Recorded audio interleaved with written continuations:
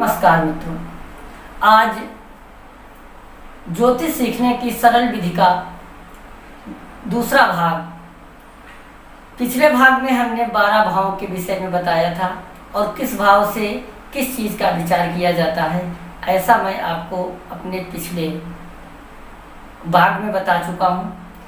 आज बात करते हैं राशियों की। तो ज्योतिष शास्त्र में 12 राशियां हैं और एक राशि 30 अंश की होती है। 360 अंश में पूरा क्षितिज का गोल पूर्ण हो जाता है। तो आज हम यह जानेंगे कि किस राशि का स्वामी कौन सा ग्रह होता है। तो सबसे पहले मेष राशि, इसका स्वामी मंगल होता है। वृष राशि, इसका स्वामी शुक्र होता है। मिथुन राशि, इसका स्वामी बुध होता है। कर्क राशि, इसका स्वामी चंद्रमा होता है। सिंह राशि, इसका स्वामी सूर्य होता है। कन्या राशि, इसका स्वामी बुध होता है। तुला राशि, इसका स्वामी शुक्र होता है। वृश्चिक राशि, इसका स्वामी मंगल होता है। धनु राशि, इसका स्वामी गुरु होता है। मकर राशि, इसका स्वामी शनि होता है। कुंभ राशि, इसका भी स्वामी शनि होता है। और मीन राशि, इसका भी स्वामी गुरु होता है। तो ये 12 राशियां हैं। इन 12 राशियों के स्वामी हमने आपको बता दिए हैं कि किस राशि का कौन सा स्वामी होता है। अब ये 12 राशियां सभी 12 भाव में स्थित होती हैं। तो जो राशि जिस भाव में होती है उस राशि का स्वामी उस भाव का स्वामी कहलाता है। जैसे इस कुंडली में प्रथम भाव में मेष राशि है, इसका स्वामी मंगल है, तो लग्न का कारक हमारा मंगल हुआ।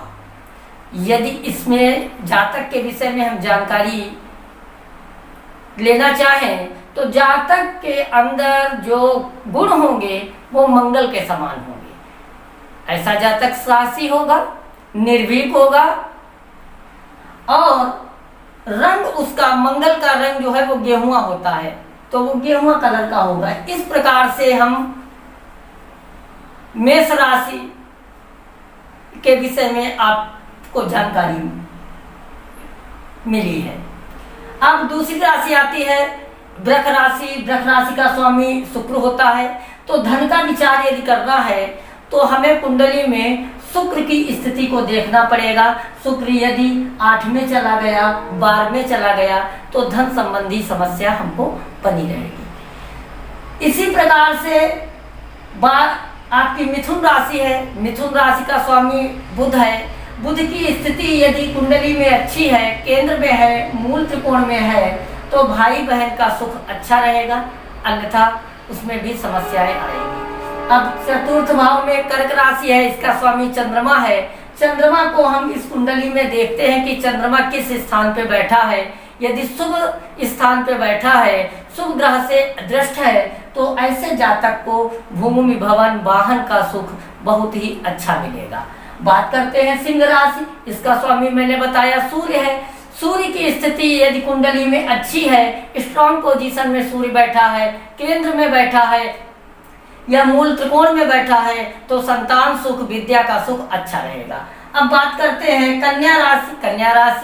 कन्या राशि का स्वामी बुध होता है। बुध आपका इस कुंडली में यदि छठे भाव का स्वामी यदि केंद्र में बैठ जाएगा, यदि शुभ स्थान पे बैठ जाएगा, तो उस स्थान के फल को खराब कर देगा। तो छठे भाव का स्वामी ये अच्छा फल नहीं देते हैं। इस चीज को आप लोग बहुत ध्यान से याद कर लीजिए कि यदि छठे भाव का स्वामी इस कुंडली में शुभ भाव में बैठ जाएगा तो शुभ भाव के प्रभाव को खराब कर देगा। अब बात करते हैं सप्तम भाव। सप्तम भाव में यहाँ पे तुला राशि है, इसका स्वामी शुक्र होता है। शुक्र कुंडली में यदि अच्छा है तो पत्नी का सुख अच्छा रहेगा, ससुराल का सहयोग मिलेगा। यदि तुला राशि का स्वामी शुक्र छठे, 8वें या 12वें चला गया तो विवाह में विलंब होगा, नाना प्रकार की समस्याओं का सामना करना पड़ेगा। अब बात करते हैं अष्टम भाव की। तो अष्टम भाव में वृश्चिक राशि है। वृश्चिक राशि का स्वामी मंगल है। यदि मंगल लाभ स्थान में बैठ जाए या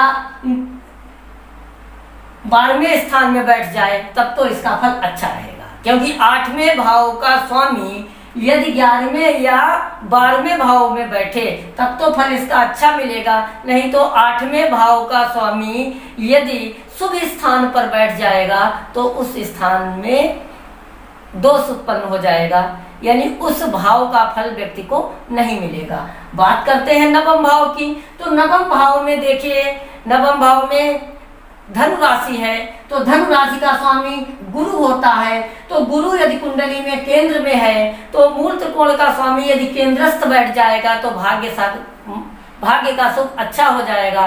जातक को सभी प्रकार के सुख अनायास ही प्राप्त हो जाएंगे।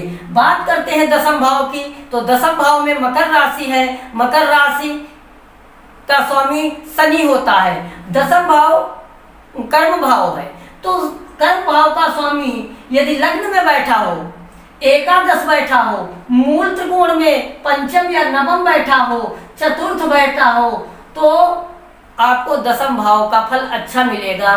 उस जातक को प्रत्येक कार्य में सफलता मिलती है। यदि दसम भाव का स्वामी शुभ ग्रह शुभ स्थान पर बैठा हो, दसम भाव का स्वामी शुभ स्थान पर बैठा हो, तो उसको किसी भी कार्य को करने में जातक को विशेष सफलता प्राप्त होती है। यदि दसम स्थान का स्वामी छठे, 8वें, 12वें चला जाए तो व्यक्ति को नाना प्रकार की समस्याओं का सामना करना पड़ता है। उसके व्यापार में उसको दिक्कत रहती है, सर्विस मिलने में दिक्कत होती है। अब बात करते हैं एकादश भाव की, तो एकादश भाव में कुंभ राशि है। एकादश का स्वामी शनि हुआ। कुंभ राशि का स्वामी चूंकि अभी मैं बता चुका हूं शनि होता है, तो शनि एकादश का स्वामी यदि चतुर्थ बैठ जाएगा तो चतुर्थ भाव के लिए लाभकारी है।